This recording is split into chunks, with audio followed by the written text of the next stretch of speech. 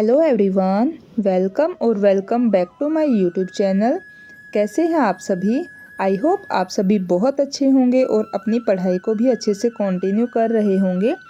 तो फ्रेंड्स, माही अभी स्कूल जा चुकी है और मैंने भी अपने घर का सारा काम लगभग कंप्लीट कर ही दिया था। बस मैं ये चादर चेंज कर रही थी। वैसे अगर घर के काम की बात की जाए तो एक हाउसवाइफ कभी भी ऑफ ड्यूटी होती ही नहीं है। उसके काम तो दिन भर चलते ही रहते हैं। और ये देखिए, अभी 10:09 हो गए थे और मैं बैठ गई थी अपनी पढ़ाई करने के लिए। आज सबसे पहले मैं अपना ज्योग्राफी का पोर्शन कर रही हूँ और मैंने आपको दिखाया भी है। मेरे इसमें सिर्फ 4 से 5 पेजेस ही रहते हैं और बाकी सारा लगभग मैंने कंप्लीट कर ही लिया है। ये सारी चीज़ें एज इट इज़ याद रख पाना पॉसिबल नहीं है, लेकिन जब हम इसको 2 से 3 बार और रिवाइज़ करेंगे तो कहीं ना कहीं हम जब एग्ज़ाम में क्वेश्चन आएगा तो उसे अटैम्प्ट कर पाएंगे। और आप देखिएगा, एज इट इज़ क्वेश्चंस कभी भी नहीं पूछा जाता है, कहीं ना कहीं से लिंक करके क्वेश्चन पूछा जाएगा। और जब आप सारी बेसिक बातों को पढ़ोगे, अच्छे से लर्न करोगे, तभी आप एडवांस में जो भी चीज़ें होती हैं उन्हें याद रख पाएंगे। तो सबसे पहले बेसिक्स क्लियर करने बहुत ज़्यादा ज़रूरी होते हैं। तो अभी मैं ज्योग्राफी ही कर रही हूँ। शायद ये 2 से 3 दिन में ये कंप्लीट हो ही जाएगा। उसके बाद मैं इसे रिवाइज़ करूँगी। और जैसे कि मैं भी एक हाउसवाइफ हूँ, इसी तरीके से आप में से जितनी भी मेरी हाउसवाइफ फ्रेंड्स हैं, हमारे साथ बहुत बार ऐसा होता है कि हमारी लाइफ में अगर कोई प्रॉब्लम चल रही है तो उसे हम किसी के साथ शेयर ही नहीं करते हैं, उसे बस ऐसे ही अपने मन में दबा के रखते हैं। तो उसका इफ़ेक्ट हमारी सेहत पर तो पड़ता ही है, साथ ही साथ उसकी वजह से हमारे आने वाले कल पर भी असर पड़ता है। आप चाहें तो इस बात को बहुत गहराई से सोच सकती हैं। और दूसरी बात ये है, आज के टाइम पे हम जो भी फैसले लेते हैं वो हमारे आने वाले कल को कम्प्लीटली चेंज कर सकते हैं।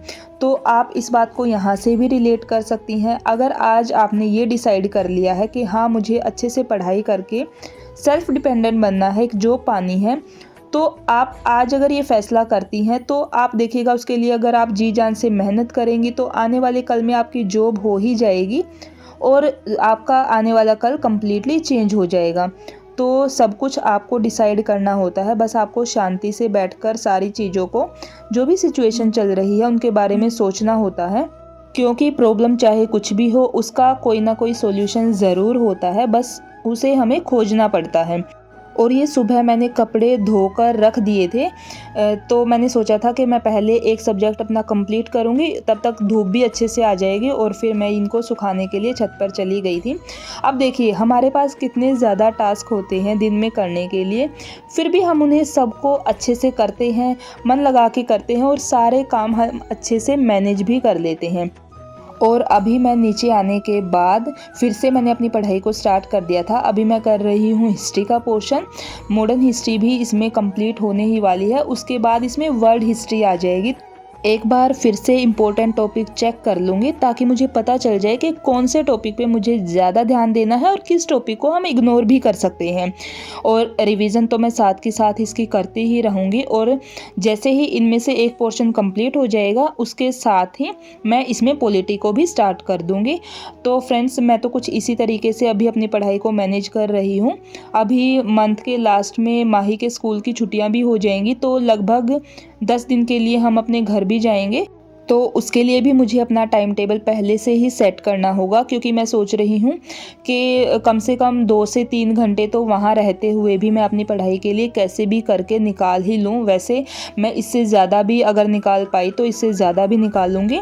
तो कोशिश तो अभी यही है कि पढ़ाई को बिल्कुल भी स्किप नहीं करना है। और अगर मैं अभी से ये सारी चीज़ें सोचूंगी कि मुझे अपनी पढ़ाई को स्किप नहीं करना है, तभी मैं उन सारी चीज़ों को आप आने वाले फ्यूचर में मैनेज भी कर पाऊँगी। इसीलिए मैं आपसे बार बार बोलती हूँ, आपको भी अपने माइंड को कुछ इसी तरीके से तैयार करना है ताकि उसे पता रहे कि आने वाले कल में उसे कौन सा सब्जेक्ट पढ़ना है, कौन से सब्जेक्ट को कितना टाइम देना है और बाकी घर के कामों को किस तरीके से मैनेज करना है।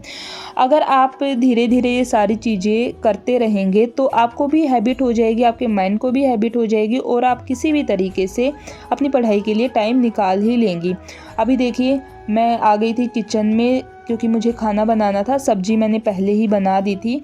आजकल मैं सुबह थोड़ा सा जल्दी उठ जाती हूँ और कोशिश यही करती हूँ कि माही के स्कूल जाने से पहले मैं घर के मैक्सिमम काम कंप्लीट कर दूँ और जब भी वो स्कूल में होती है मैं अपना सारा टाइम अपनी पढ़ाई में यूज़ कर पाऊँ।